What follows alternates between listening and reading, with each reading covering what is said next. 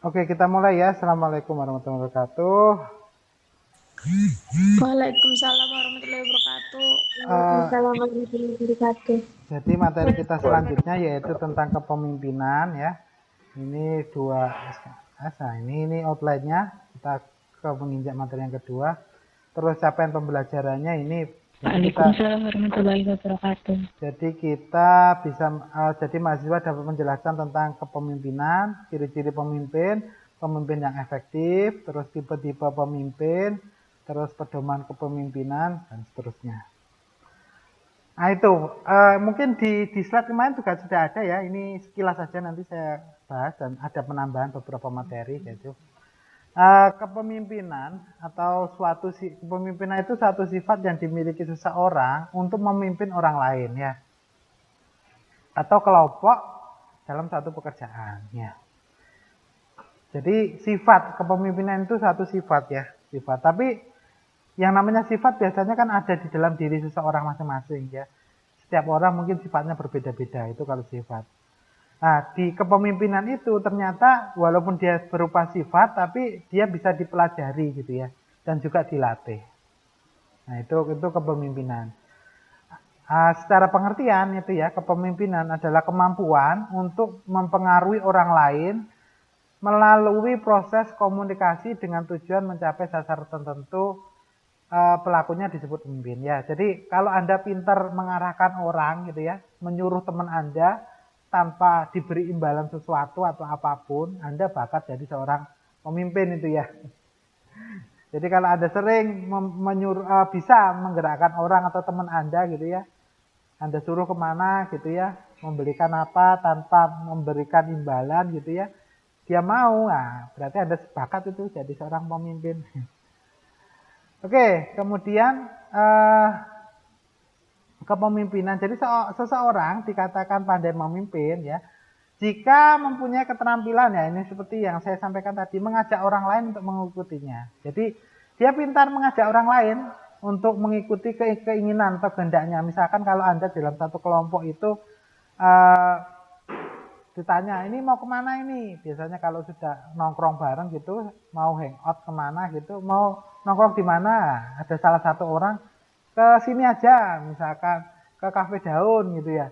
Nah, orang lain ikuti, oh iya gitu ya. Yaitu orang itu bakat jadi seorang pemimpin gitu ya, karena dia mampu mempengaruhi orang lain sesuai dengan keinginannya gitu ya. Itu salah satu kepemimpinan. Jadi terus mempunyai keterampilan menyuruh orang lain, itu tadi kan mengajak, menyuruh. Nah, menyuruh misalkan, tolong ambilkan motor saya di bengkel gitu ya. Padahal jalan kaki ambil motornya gitu ya, tanpa imbalan sesuatu gitu ya. Tapi dia dengan sukarela melakukan hal itu. Lah itu ciri dari seorang pemimpin, pandai memimpin, pandai mengajak orang lain dan menyuruh orang lain gitu ya. Itu ciri Pak, dari ya. mohon itu screen-nya belum ada, belum di-share. Oh, screen-nya belum ya? Sorry. Mohon maaf ya, Pak. Ya.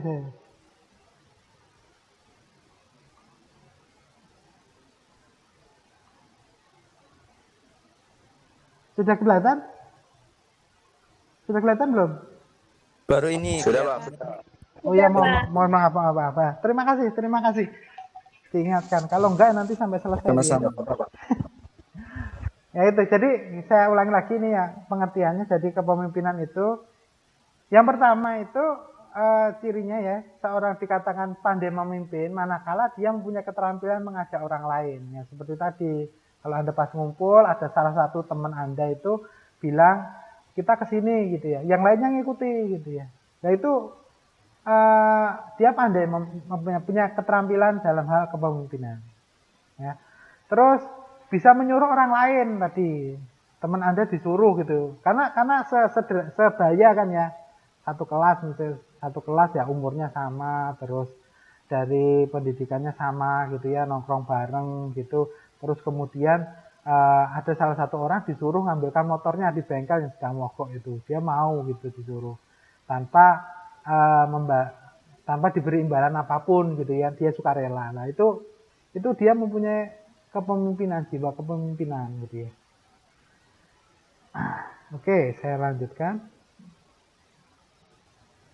Ini di mana sih? Oke, lagi ciri-ciri pemimpin. Jadi pemimpin ciri-ciri positifnya yaitu mempunyai keinginan kuat yang melebihi orang lain. Jadi keinginannya kuat melebihi orang lain. Terus tanggung jawabnya besar. Dia berani menanggung segala risiko apa yang diperbuatnya. Ya.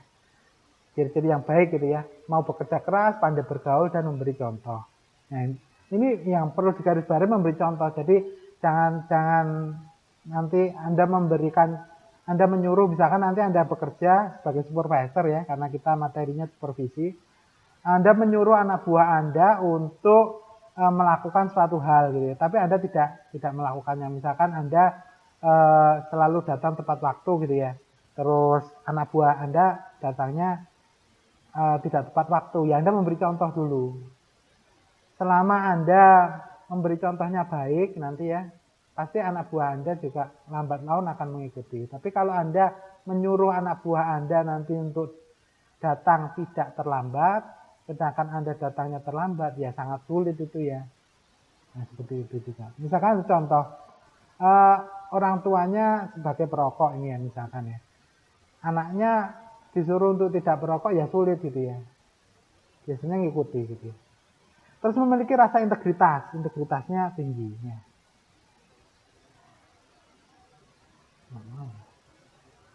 Nah, terus ini ciri-ciri pemimpin yang negatif, yaitu dia selalu menyalahkan orang lain ya. Jadi apapun yang terjadi gitu kesalahannya di orang lain gitu. Ada memang orang-orang seperti itu ya.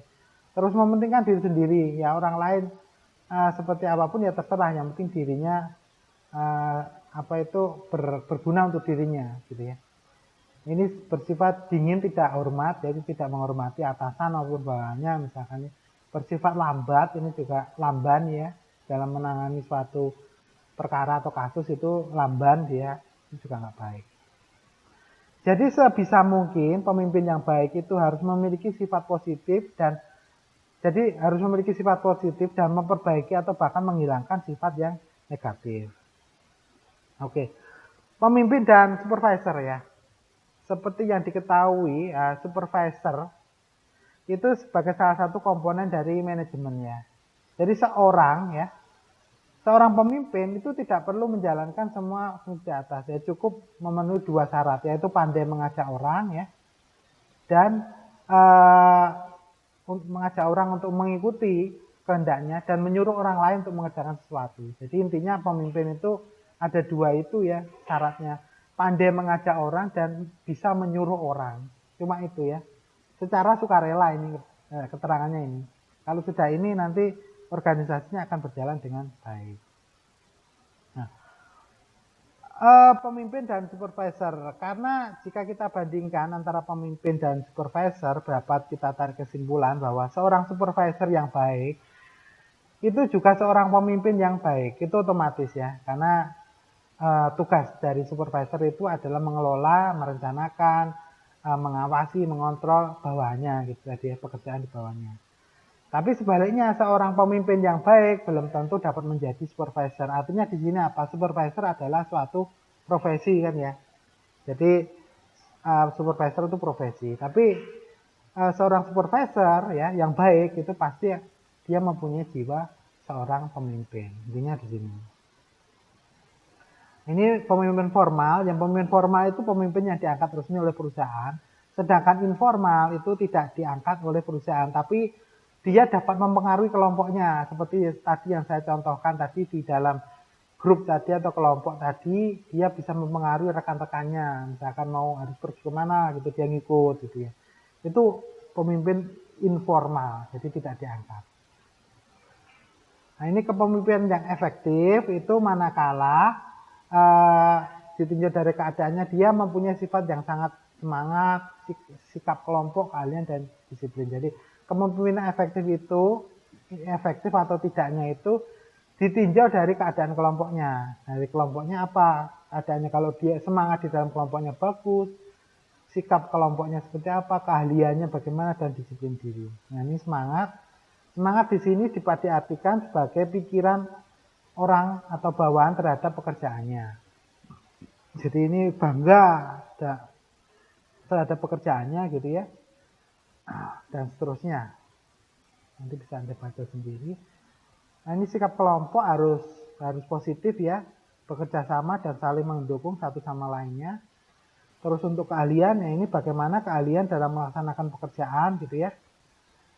Ada usaha untuk meningkatkan keahliannya ya. Keduanya itu rendah atau negatif. Oke, disiplin diri ya, disiplin diri harus disiplin ya. Jika Anda absen, tidak masuk kerja, bagaimana bawaan Anda gitu misalkan.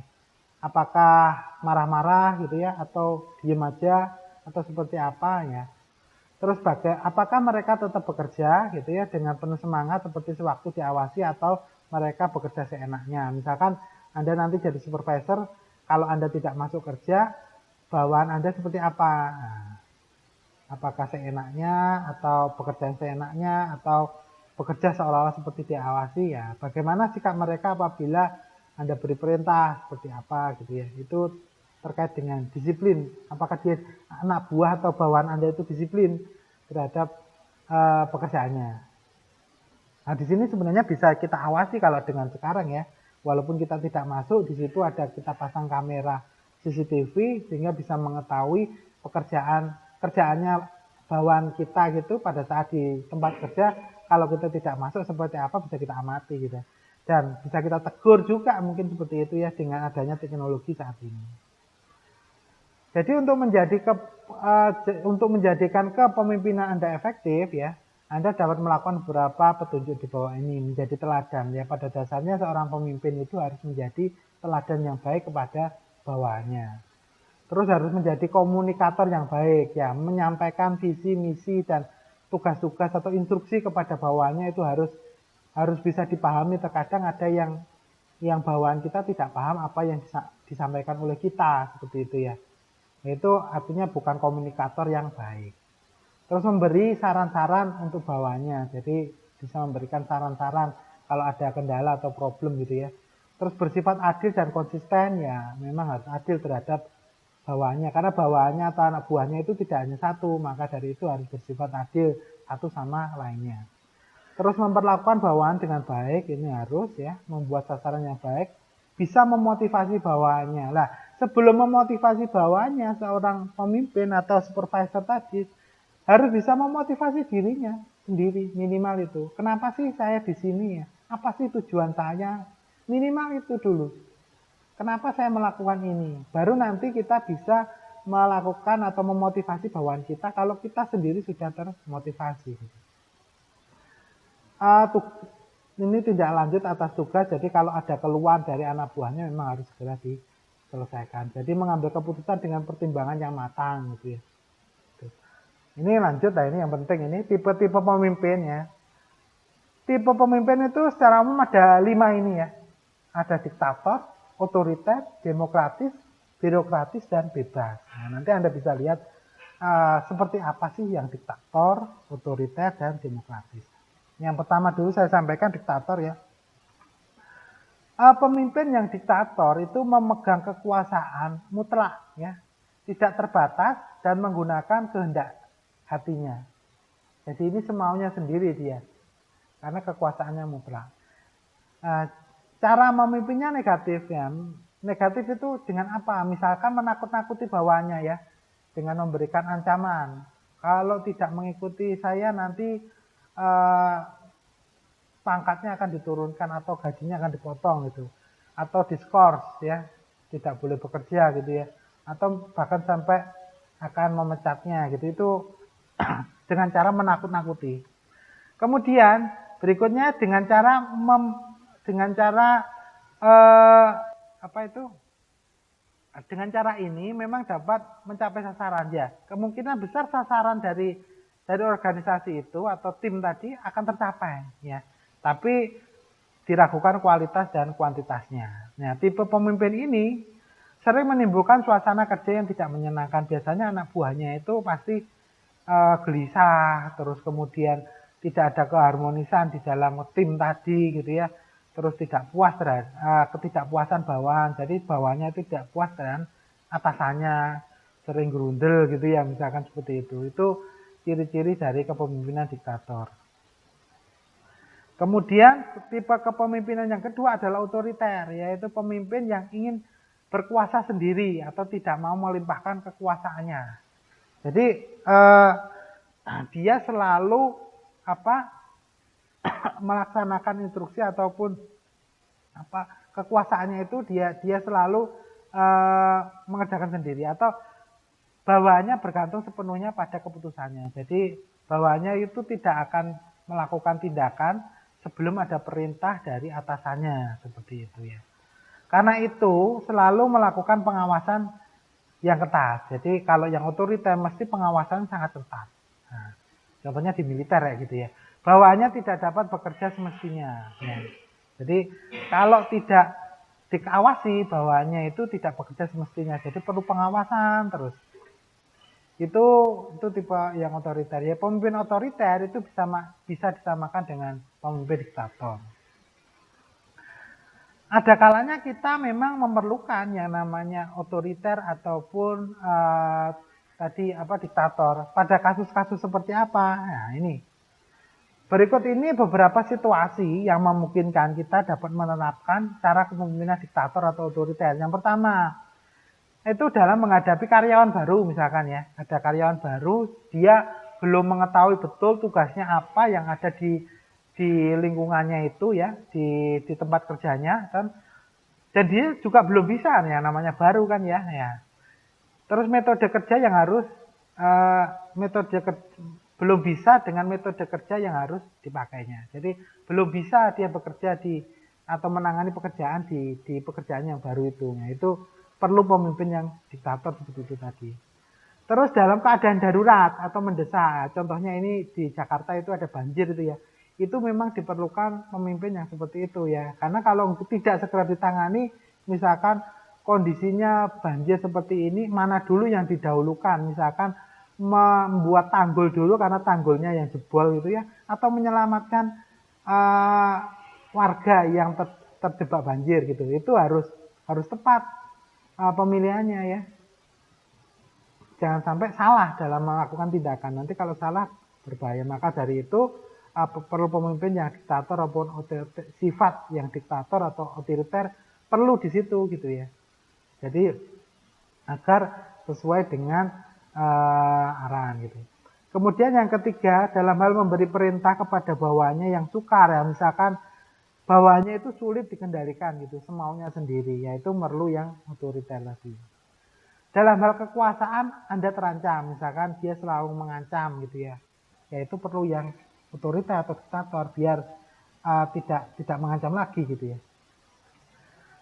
Terus kemungkinan diktator dan otoriter itu dapat bersifat negatif atau positif, tergantung dari bawahannya yang Anda hadapi dan lingkungan sekitarnya. Jadi kapan kita menggunakan otoriter dan diktator itu tergantung kondisi bawahan kita dan lingkungan. Jadi tidak harus semuanya pola kepemimpinan kita itu seperti itu. Ada kasus-kasus tertentu. Ini contohnya kasus-kasus tertentu yang mengharuskan mungkin kita bersikap seperti itu. Terus kemudian kepemimpinan yang ketiga yaitu tipe demokratis. Ya, di sini pemimpin yang demokratis itu selalu meminta bantuan dan saran dari bawahannya. Jadi selalu mengajak diskusi gitu ya, ataupun ngobrol gitu ya terhadap permasalahan-permasalahan perusahaan yang sedang dihadapi. Nah, kalau yang ini dia sukanya mendelegasikan wewenang. Jadi anak buahnya diberi kebebasan mengerjakan sesuatu gitu ya, tanpa harus dikekang gitu ya. Itu yang demokratis. Ya bawahannya sudah biasa menghadapi persoalan itu, sehingga akan dapat bekerja dengan baik meskipun tidak ada pimpinan. Ya umumnya kalau yang seperti ini itu di industri atau perusahaan yang sudah lama berdiri gitu ya, sudah settle atau bukan perusahaan yang baru. Sehingga di situ sistemnya sudah bagus. Nah, pemimpin seperti ini selalu menciptakan suasana yang baik, memupuk semangat kerja dan saling menghormati. Terus tipe pemimpin ini sering juga dinamakan pemimpin konsultatif atau partisipatif gitu ya. Nah, tipe kepemimpinan ini dapat dipergunakan dalam hal apa? Misalkan Apabila bawahan Anda sudah berpengalaman, nah, seperti saya contohkan tadi, dan pandai menjalankan tugas. Ini umumnya digunakan di perusahaan yang sudah lama berdiri, mungkin sudah puluhan tahun, 20 atau 30 tahun gitu ya.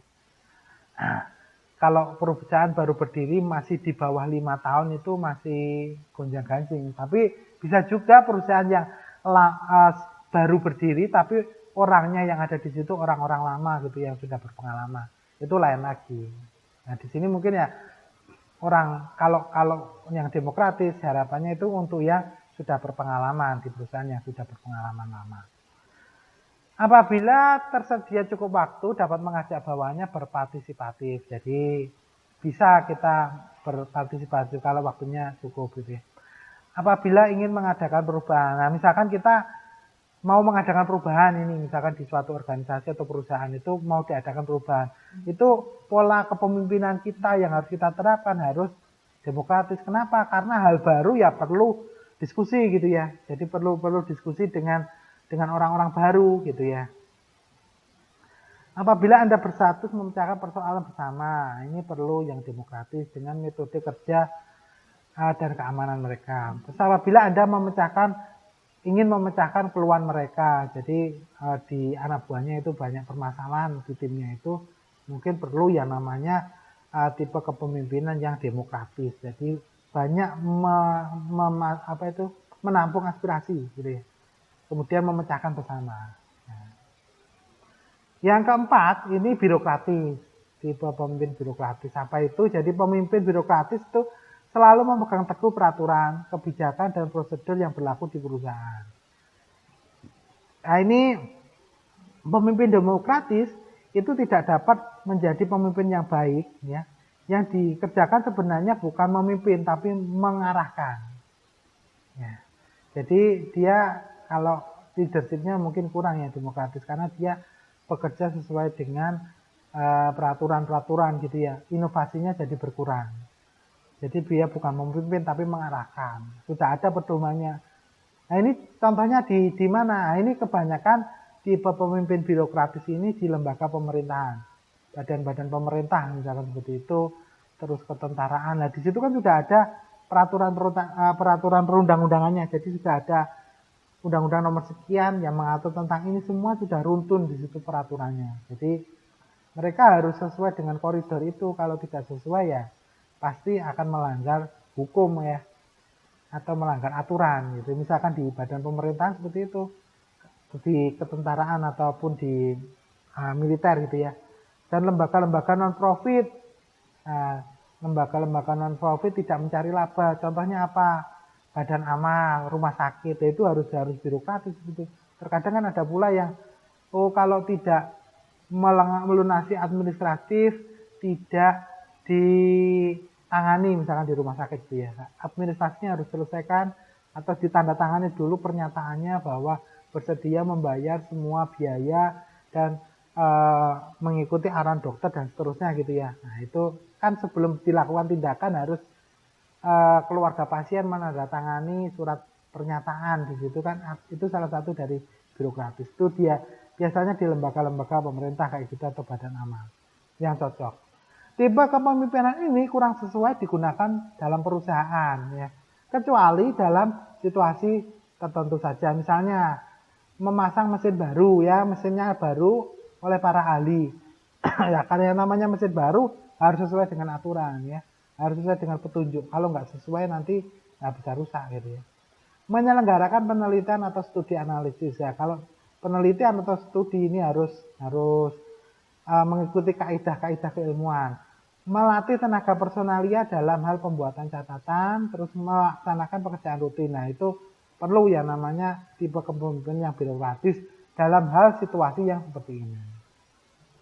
Namun, jika kurang pandai menerapkannya, maka hasilnya juga akan merusak kreativitas bawahan. Jadi kalau Anda nanti menjadi supervisor, ada anak buah Anda yang sangat kreatif ya, itu tidak cocok digunakan tipe kepemimpinan yang birokratis. Terus kemudian yang tipe yang terakhir, yang kelima, yaitu tipe bebas. Mungkin ini kebanyakan di negara-negara barat ya. Jadi orang yang termasuk tipe kepemimpinan ini ya bebas, ini sebenarnya bukan pemimpin. namanya pemimpin ya tidak bebas gitu ya. Terus tidak berwibawa sama sekali, dia tidak punya wibawa. Terus kepemimpinannya bebas ini seperti boneka yang sedikit sekali kekuasaannya. Nah itu contohnya. Saya punya contoh video ya, tipe-tipe pemimpin sebelum saya lanjutkan ke materi ya. Ini contoh pemimpin yang seperti apa menurut Anda? Kalau dia diblokir, kemudian ini kan dia sudah mau EKTP, tapi nggak bisa karena diblokir.